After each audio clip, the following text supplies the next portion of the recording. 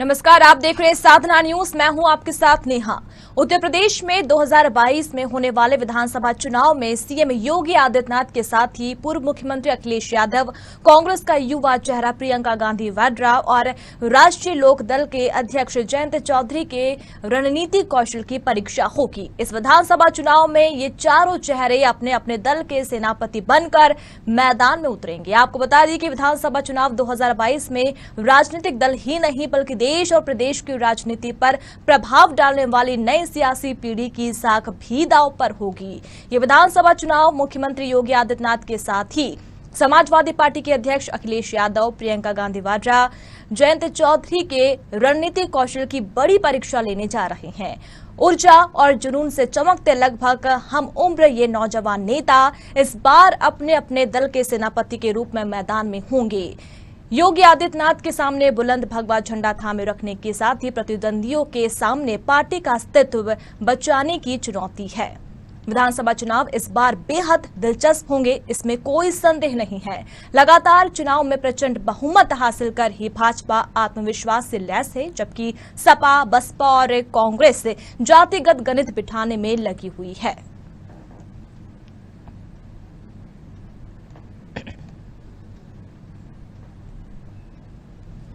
और इसी खास मुद्दे पर आज हम चर्चा करेंगे। हमारे साथ एक पैनल मौजूद है। हमारे साथ बीजेपी से नेहा त्रिपाठी मौजूद है, तो वहीं जेबा यास्मीन समाजवादी पार्टी से हमारे साथ जुड़ी हुई है और कांग्रेस से जावेद अहमद खान हमारे साथ जुड़े हैं। आप तीनों का स्वागत है साधना न्यूज पे। और सबसे पहले मैं नेहा जी आप ही से प्रश्न करना चाहूंगी। सत्ताधारी पार्टी 2022 देख रहे हैं हम, पीएम मोदी से लेकर सीएम तक सभी ठाने हुए हैं कि हाँ जीतना है और सबसे बड़ी चुनौती है युवाओं को लेकर।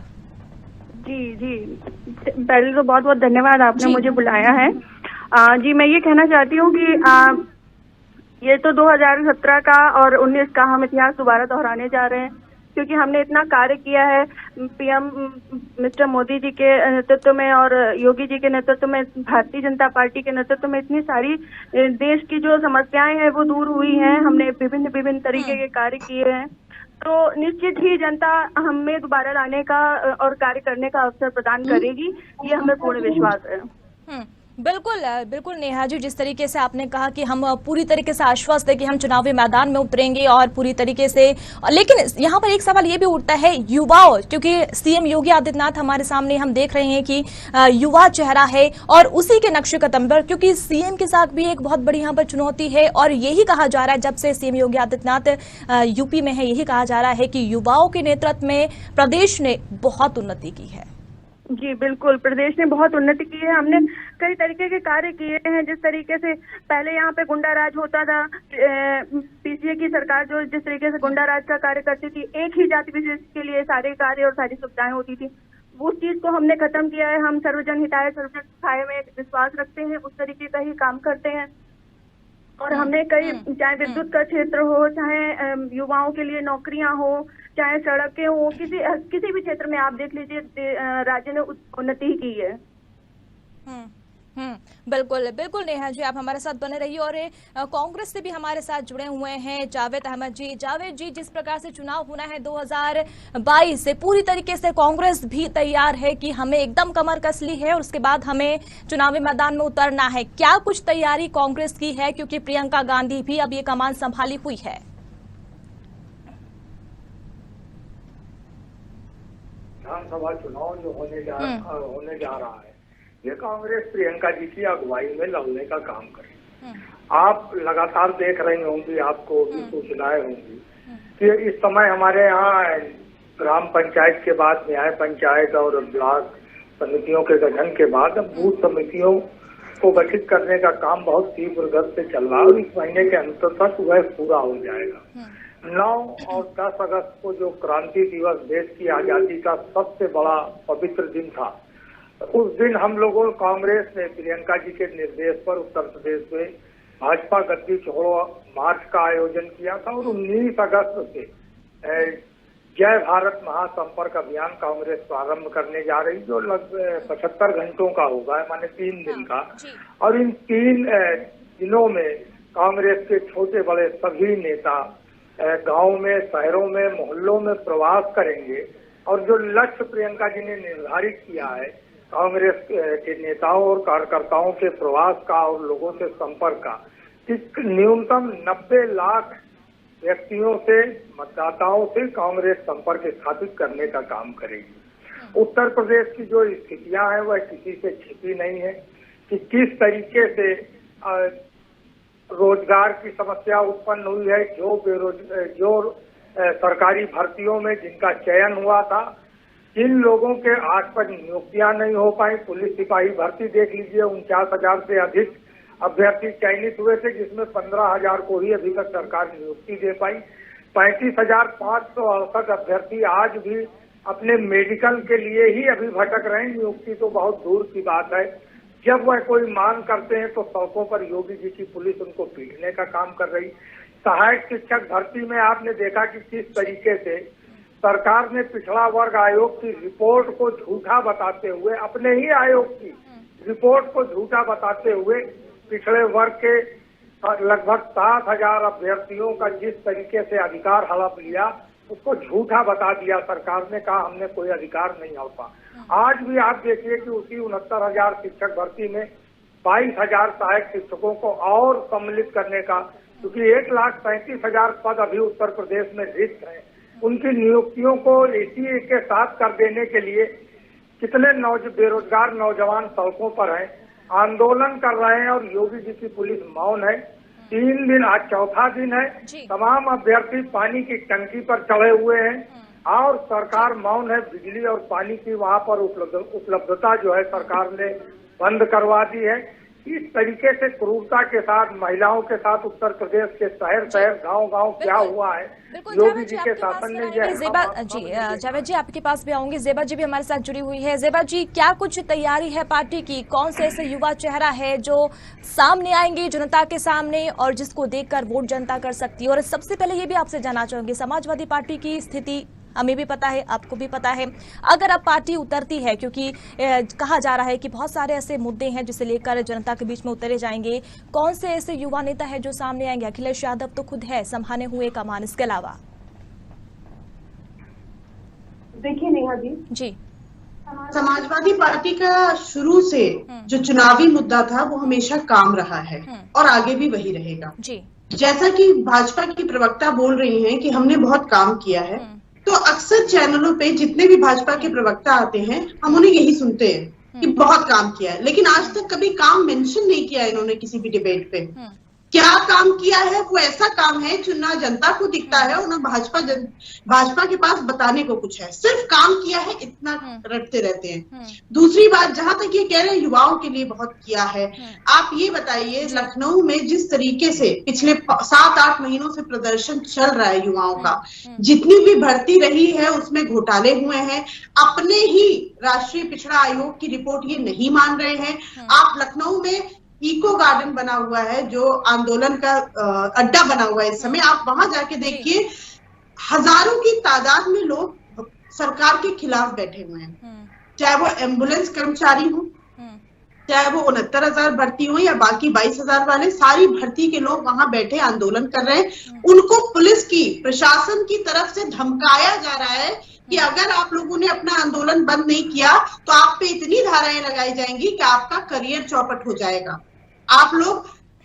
नौकरी पे नहीं जाएंगे, कचहरी जाएंगे। इस तरीके की धमकियां अभ्यर्थियों को और शिक्षकों को दी जा रही हैं। उसके बाद भाजपा प्रवक्ता कहते हैं कि बहुत काम किया है, धमकाने का काम किया है। आप ये बताइए, मोहतरमा ने कहा भाजपा की कि पहले बहुत गुंडागर्दी हुआ करती थी। भाजपा मैडम से हम ये कहना चाहेंगे कि अभी जिला पंचायत चुनाव अध्यक्ष के चुनाव में गुंडागर्दी पूरे प्रदेश ने नहीं पूरे देश ने देखी है, सिर्फ उत्तर प्रदेश नहीं पूरे देश का चर्चा बना रहा कि किस तरीके से भाजपा ने गुंडागर्दी से चुनाव जीता है। आपने ज़ेबा जी की बात सुनी, उन्होंने कहा कि प्रदर्शन करने वालों को खदेड़ा जा रहा है, लोगों को परेशान किया जा रहा है, बेरोजगारी है और गुंडागर्दी से प्रदेश में नहीं पूरे देश में। जी नेहा जी से जवाब ले रहे हैं। नेहा जी, मैं आपको बताना चाहती हूँ कि देखिए भारत में उत्तर प्रदेश सबसे ज्यादा अधिक आबादी वाला राज्य है। यहाँ पर जो पिछले 4 सालों में 4.5 लाख नौकरियां दी गई हैं। जो भी कार्य होता है, भारतीय जनता पार्टी जो भी कार्य करती है या योगी जी जो भी कार्य करते हैं वो इस क्रमबद्ध तरीके से होता है, उसका एक वो होता है। ये नहीं होता कि जो विगत के 2007 और 17 के वर्ष थे, ये 10 वर्षों में जो भी पार्टियां आई हैं उन्होंने कार्य किया है। पहले नौकरियां दी गई, फिर धांधली हुई, फिर उसमें मुकदमे हुए, लोगों से रोजगार छीन लिया गया। पहले नौकरियां दी गई, फिर रोजगार छीन लिया गया, फिर ऐसे नवयुवकों ने आत्महत्या तक कर दी है। कितने सारे विगत में ये केस सुनने को मिले हैं कि जिन्होंने शादी कर ली, नौकरी के लालच में शादी कर ली और उसके बाद में फिर जब नौकरी चली गई फिर आत्महत्या कर दी। अरे तो कोई भी कार्य किया जाता है, एक क्रमबद्ध तरीके से किया जाता है, उसमें समय लगना निश्चित होता है। अब ये तो है नहीं कि हड़बड़ी में आपको नौकरी दे दे, फिर हम उस पे केस मुकदमे करें, फिर आप हाई कोर्ट और सुप्रीम कोर्ट जाते जाए घूमें। जी जी, जावेद जी आपका रुख करूंगी। आपने सुना, नेहा जी को भी आपने सुना, उसके बाद आपने जेबा जी को भी सुना। आपने दोनों शासनकाल देखे हैं, आपने सपा को भी देखा है, आप बीजेपी को भी आप देख रहे हैं। आपका क्या ओपिनियन, आप क्या कहेंगे? देखिए नेहा जी, अभी हमारी बहन बीजेपी की कह रही थी कि क्या पारदर्शिता है, क्या रोजगार दिया। कोई याद नहीं है कि इन्हीं शिक्षा मित्रों का किस तरीके से वोट जो है भारतीय जनता पार्टी की सरकार ने लिया, और उसके बाद जो शिक्षा मित्र सहायक शिक्षक हो गए थे, अध्यापक हो गए थे, उनको किस तरीके से जो है उनके साथ अपमानजनक व्यवहार किया और उनको जो है फिर शिक्षा मित्र के पद पर भेजने का काम किया गया। कितने शिक्षा मित्रों ने अपने आंदोलन के चलते कितनों की जानें चली गई, उसमें कितनी महिला शिक्षा मित्र जिन्होंने आत्महत्या तक करने का काम किया। ये तो योगी जी के शासन में हुआ। जो 4.5 लाख रोजगार देने की बात है, मैं बहुत विनम्रता से कह रहा हूँ कि योगी जी सिर्फ झूठ की मीनार पर खड़े हैं। कोरोना काल में अगर वो लाशों की मीनार पर सरकार खड़ी थी, तो ये आंकड़ों में वो झूठ की मीनार पर खड़े हैं। मैं तो 3 दिन से दावा कर रहा हूँ हर चैनल पर बीजेपी के प्रवक्ताओं से कि जरा विभागवार सूची आप जारी कर दीजिए कि किस विभाग में उन्होंने कितनी नियुक्तियां की हैं, किन पदों पर की हैं और कितने आवेदन आपने मांगे थे, किन किन विभागों में रिक्तियों को के भरने के लिए आपने आवेदन मांगे थे। वीडियो भर्ती आपने रिजल्ट आने के बाद उसको निरस्त कर दिया। 49,000 पुलिस सिपाही भर्ती में 15,000 को आप अभी तक नियुक्ति दे पाए। 69,000 सहायक शिक्षक भर्ती में आपने घोटाला कर दिया। कितनी भर्तियां हैं जो अदालतों में लटकी हुई हैं आपके शासनकाल में। वीडियो भर्ती में कल भी माननीय उच्च न्यायालय में तारीख लगी हुई थी और सरकार का जो वकील है, अधिवक्ता है, वह परसों भी हाईकोर्ट में पेश नहीं हुए थे। तो किस तरीके की गंभीर स्थितियां हैं।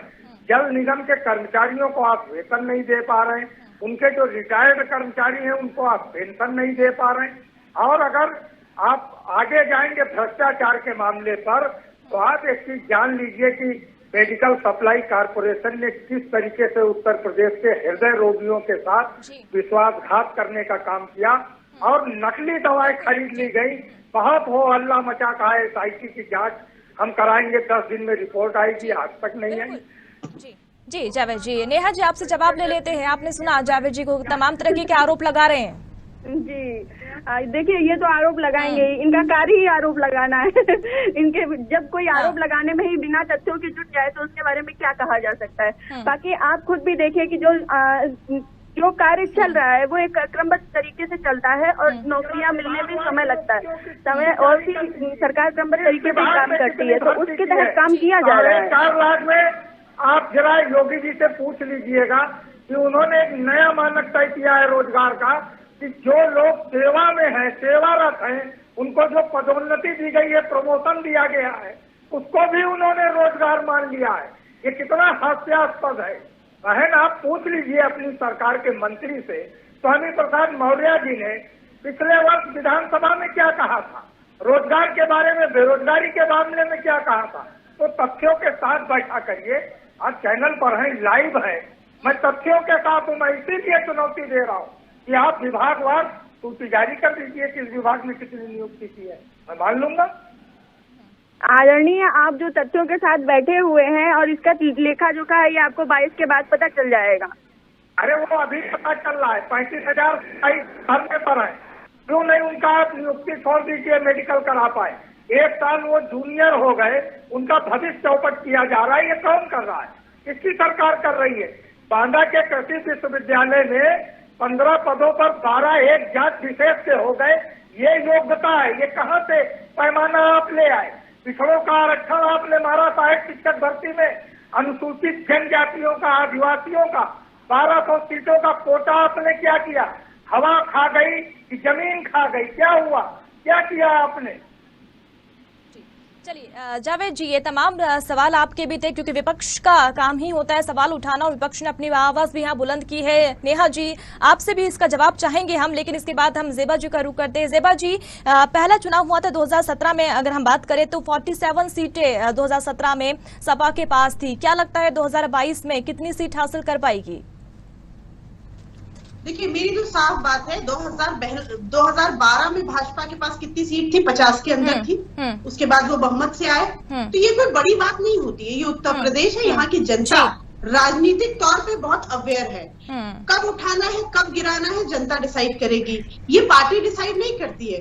पार्टी सिर्फ अपना घोषणा पत्र देती है, अपना काम बताती है और वोट मांगती है। अभी जो मेरी बहन, भाजपा की जो बहन आई, उनको बहुत हंसी आई, तो इस हंसी का जवाब इन्हें 2022 में मिलेगा। और जैसा ये कह रही हैं कि 2022 में जनता बताएगी, तो जनता ने तो जिला पंचायत सदस्य के चुनाव में अपना मन बता दिया, तो ये चिढ़ के गुंडाई में क्यों उतर है? आप तो रिजल्ट से भी संतुष्ट नहीं है। जिला पंचायत सदस्य में अगर आप देखिए तो भाजपा समाजवादी पार्टी कितना सीट नहीं लेके आ पाई, और खिसियाहट ने गुंडाई करके अपने ज्यादा अध्यक्ष बनाए। हमें उससे कोई आपत्ति नहीं है, क्योंकि जनता देख रही है, जनता को डिसाइड करना है।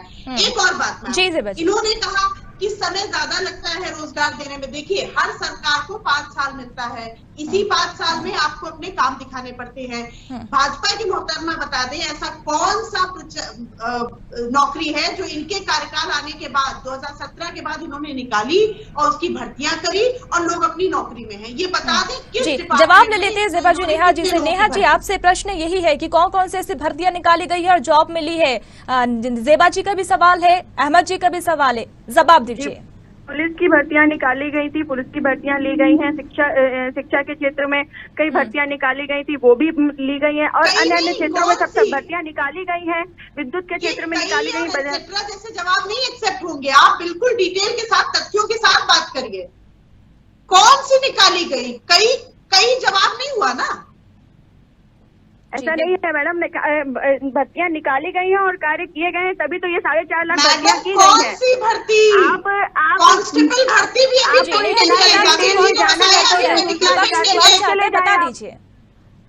एक बार मोदी जी को फोन मिला के पूछ लीजिए ना आप डिबेट में, और योगी जी को पूछ लीजिए कौन सी भर्ती हुई है। आप शायद जानकारी लेके आई नहीं है। चलिए नेहा जी, आपको आवाज मिल पा रही है? हेलो जी नेहा जी, आप सुन पा रही है? जी कहिए। चलिए, यही जेबा जी का प्रश्न था कि कौन कौन से ऐसी भर्तियां, कई भर्ती नहीं, वो पूछना चाह रही थी कि आखिर कौन कौन सी भर्तियां हैं जो प्रदेश में निकली है। युवाओं की हम बात कर रहे हैं, युवाओं चेहरा की अगर बात करें, 2022 की हम बात करें, जनता की अगर बात कर रहे हैं, तो युवाओं को लेकर सबसे बड़ा मुद्दा यही होता है रोजगार, क्योंकि बेरोजगारी से आज युवा परेशान है, भ्रष्टाचार चरम पर है। तमाम अगर हम प्रदेशों की बात करें तो यही स्थिति कहीं ना कहीं देखने की मिल रही है, और यही वजह है कि जेबा जी ने भी पूछा कि क्या हमने युवाओं के लिए किया है। आज के देश में, पूरे देश में सबसे कम बेरोजगारी स्तर है यूपी में, और यूपी में 4.5 लाख भर्तियां दी गई हैं। भर्तियां की गई हैं। उसके बाद में अगर आप तब भी तथ्य निकालना चाहते हैं कि भाई कहाँ भर्तियां गई है, तो आपने 2017 का शासन जो था आपका एसपी का, उसमें देख लीजिए क्या भर्तियां हुई थी। जावेद जी, आप अपनी बात करिए मैडम, फिर बाद में आप 17 के बाद की बात करिए। 17 से पहले जावेद जी, आपका प्रश्न था कौन सी भर्तियां निकाली है युवाओं को लेकर, क्या क्या? 1 मिनट नेहा जी। जावेद जी, आपका भी प्रश्न था, आप भी यही प्रश्न कर रहे थे, आप भी इसका जवाब ले लीजिए। अब नहीं, बटो बहन नेहा से कह ही रहा हूँ और जवाब दे कि नेहा की सही बोल रही है कि श्रम और सेवा योजना मंत्री स्वामी प्रसाद मौर्य जी सदन के अंदर सच बोल रहे हैं। आप सदन को भ्रमित कर रहे हैं कि जनता को भ्रमित कर रहे हैं। आपने किस विभाग में कितनी नियुक्ति की है, मैंने तो स्पष्ट रूप से पूछा था, आप विभाग बता नहीं पाएंगे। पुलिस सिपाही भर्ती नेहा जी ने बताया 15,000 की नियुक्ति हुई, 35,568 अभ्यर्थी जो चयनित है वो आज भी आंदोलित है। पानी की टंकी पर सहायक शिक्षक भर्ती के अभ्यर्थी क्यों चढ़े हुए हैं? क्यों उनके साथ जो उनकी बिजली और पानी की आपूर्ति आपकी सरकार ने बंद कर दी? क्या आप आंदोलनकारियों को अपने अधिकार को मांगने वालों के साथ क्रूर व्यवहार करेंगी। भर्तियां कहाँ हुई है वो विभाग बता दीजिए आप, कि जहाँ से 4.5 लाख का आंकड़ा आपने प्राप्त किया है, हमें ये बता दीजिए। और मैंने आपको एक चीज और बताई है कि इसमें उन चीजों को भी जोड़ दिया गया है जो सेवा काल में है, सेवारत है, हाँ। जिनका विभागीय प्रमोशन होना था, जिनको प्रमोट किया गया है विभागीय समितियों ने, उनको भी आपने नियुक्ति से जोड़ दिया, रोजगार से जोड़ दिया। कितना हास्यास्पद है। क्या इस तरीके से आंकड़े आते हैं? जी ज़ेबा जी, आप अपनी बात भी पूरी कर लीजिए। देखिए, मेरा सवाल ये है, रोजगार ये बता नहीं पाएंगी, मैं आपको गारंटी दे रही हूँ। जहां तक इन्होंने कहा कि 4.5 लाख नौकरियां दी हैं, चलिए अगर इनकी बात को सच भी मान लें तो शायद बीजेपी की मोहतरमा अपना घोषणा पत्र पढ़ के नहीं आई है। इनके घोषणा पत्र में था कि 70 लाख नौकरियां दी जाएंगी। आप इनसे पूछिए, क्या उन 70 लाख या जो 4.5 लाख इन्होंने दी है, क्या ये अपना वादे पे खरे उतरे हैं? नहीं उतरे हैं। अब ये 4.5 लाख में पकौड़ा तलने वाले को भी इंक्लूड कर रहे हैं, पंचर बनाने वाले को भी इंक्लूड कर रहे हैं, ठेला में सब्जी बेचने वाले को भी इंक्लूड कर रहे हैं। कहाँ? ये रोजगार धरातल पे कहीं नहीं है। जी बिल्कुल। नेहा जी, आपने सुना ज़ेबा जी कह रही है कि 70 लाख की बात कही गई थी, 70 लाख में से 4.5 लाख की बात आप कह रही हैं नौकरियों की। जी मैडम, मैं ये कहना चाहती हूँ कि अब जो कार्य हो रहे हैं, कार्य तो प्रगति में है ही, अब आप उसको कब तक पूरे हो जाएंगे नेहा जी, कब तक पूरे हो जाएंगे? प्रगति पर है। अब ये जितना 6 महीने का समय बचा है, शायद इसमें पूरे हो जाएं। इससे पहले तक क्यों नहीं पूरे हुए नेहा जी? देखिए, मैंने कहा कि कार्य करने के लिए कार्य करने में समय लगता है और समय के अनुसार कार्य हो रहे हैं। चुनाव की आचार संहिता लगने के बाद आप कार्य पूरा करेंगी अपना? नेहा जी जवाब दीजिए, आचार संहिता लग जाएगी। ज़ेबा जी 2017 में आपने कितने कार्य कर लिए थे?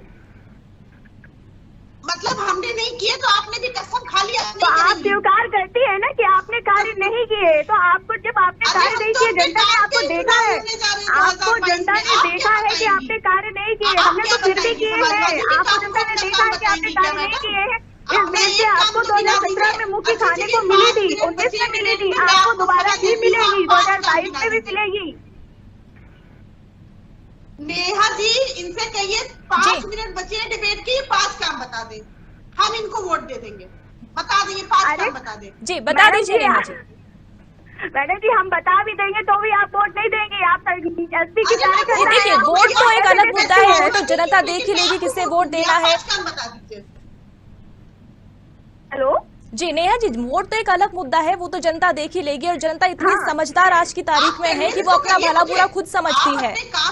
देखिए मैडम जी, इनके कार्यकाल में जब जनता अस्वस्थ नहीं थी, कि वो सुरक्षित नहीं थी, उन्हें रोजगार नहीं मिले, रोजगार मिलने के बाद में जब मिले भी बाद में नहीं हुए, तो जनता ने इनको 2017 में मौके दिखाई है। फिर 2017 के बाद 2019 में भी हमारी सरकार आई है और 2022 में भी हमारी सरकार ही आएगी। चलिए, ये तो आपने बोल ही दिया नेहा जी कि हमारी सरकार ही आएगी। खैर, ये तो जनता का मुद्दा है, जनता से जुड़े मामले हैं। जनता खुद इतनी समझदार है, इतनी जागरूक और जुझारू है कि वो खुद अपना नेता खुद चुन सकती है। चाहे हम किसी भी राज्यों की बात करें, किसी भी स्टेट की बात करें या फिर कोई से भी चुनाव की बात करें, आज जनता अपने मुद्दों को लेकर बहुत ज्यादा जागरूक है। और युवाओं की अगर आज हमने बात की, और युवा तो इतने ज्यादा जागरूक है कि वो अपना भला बुरा खुद ही समझते हैं। तो यूपी की हमने बात की, यूपी में कौन से चेहरे जो है उसकी अगर हम बात की, चलते चलते एक 2 शब्द आप लोग से यही पूछना चाहेंगे जावेद जी आपसे भी, कि जिस तरीके से प्रियंका गांधी वाड्रा मैदान में उतरी है, पूरी कमान संभाल रही है। अच्छा, मुद्दे की अगर मैं बात करूं तो ऐसा कौन सा मुद्दा है जो कांग्रेस आज लेकर आ सकती है, क्योंकि प्रियंका गांधी ने पूरी कमान संभाली और स्थिति जो है वो आपको भी पता है। देखिए नेहा जी, मुद्दे जनता के होंगे, जनता की आवाज बनेगी। पिछले 2 महीने से हमारी मैन्युफेस्टो कमेटी जनपदों का, ब्लॉकों का, तहसीलों का भ्रमण कर रही है। लोगों की क्या स्थानीय स्तर पर समस्या है, वह कांग्रेस अपने घोषणा पत्र में उनके समाधान और क्या सरकार कर सकती है कांग्रेस की यह बनती है, तो हम उस पर पूरा फोकस करेंगे। और योगी सरकार की जो नाकामियां हैं उनको हम बताने का काम करेंगे, क्योंकि भारतीय जनता पार्टी की, योगी जी की सरकार आग बात जात और घात से आगे नहीं बढ़ पाई है। उसने सिर्फ बातों की बारिश की है। जनता त्रस्त है, त्रासदीपूर्ण जीवन जीने के लिए मजबूर है। उत्तर प्रदेश को एक मिला, जिसे उत्तर प्रदेश मुक्ति चाहता है। और कांग्रेस जनता को रूपता से, उस निष्पक्षता से आजादी का जो संघर्ष है वह जनता के मुद्दों के साथ, जनता के साथ गठबंधन करके विधानसभा के चुनाव में जा रहा है। चलिए नेहा जी, आपने कहा कि 6 महीने जो बचे हैं उसमें हम काम कर दिखाएंगे, क्या काम करेंगे? मैडम जी, जो कार्य रह गए हैं वो कार्य शीघ्रता से पूरे किए जा रहे हैं और किए जाएंगे। देखिए, हमने 6 एक्सप्रेसवे बनाए हैं। हाँ। हमने क्या कहते हैं ODF फ्री। पहले क्या स्थिति थी, हर जगह गंदगी कितनी थी। जब भारत सरकार में ये कार्यक्रम चालू हुआ था तो गंदगी को लेकर के जो क्या कहते हैं वो शौचालय वगैरह के लिए तो हम भारतीय जनता पार्टी ने ODF फ्री का तुरंत ही कार्य स्टार्ट किया था। और आज पूरे राज्य में करीबन 50 लाख घर बनाए हैं भारतीय जनता पार्टी ने। 2 करोड़ 16 लाख शौचालय बनाए हैं भारतीय जनता पार्टी ने। तो ये सब कार्य किए ही जा रहे हैं। 40 लाख आवास दिए हैं इन्होंने। तो ये पूछ लेते हैं जी, क्या कुछ तैयारी समाजवादी पार्टी की होगी 2022 में चुनावी मैदान में उतरने के लिए? अगर यूथ को फोकस किया जा रहा है तो कौन से ऐसे मुद्दे होंगे जो लेकर आएगी पार्टी? 5 काम नहीं गिना पा रही है, तो ये हमारी तैयारी बहुत मजबूत है, क्योंकि हम अपने काम गिना सकते हैं। 2012 से 17 में हमने जो कार्य किए हैं वो हम सक्षम है गिनाने के, और हम 22 में गिनाएंगे। ये मैं मोहतरमा डिबेट पे आई है, ये अपने 5 काम नहीं गिना पा रही हैं। उसके बाद कह रही है बचे हुए में हम अपना कार्य एक्सप्रेसवे की बात कर रही है। एक्सप्रेसवे पूर्वांचल एक्सप्रेसवे तैयार हो गया?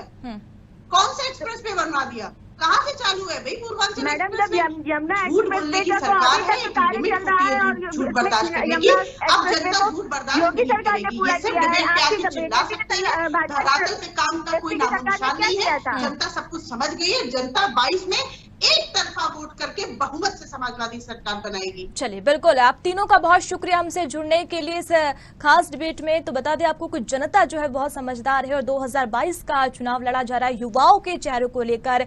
चारों ही पार्टियां हैं, कई ऐसे दल हैं जो युवाओं को मैदान में उतार रहे हैं। चाहे बीजेपी की बात करें, कांग्रेस की बात कर ले या समाजवादी पार्टी की बात कर ले, तमाम ऐसे दिग्गज जिनकी साख भी दांव पर लगी हुई है 2022 में। फिलहाल इस बुलेटिन में इतना ही। आप बने रहिए साथ।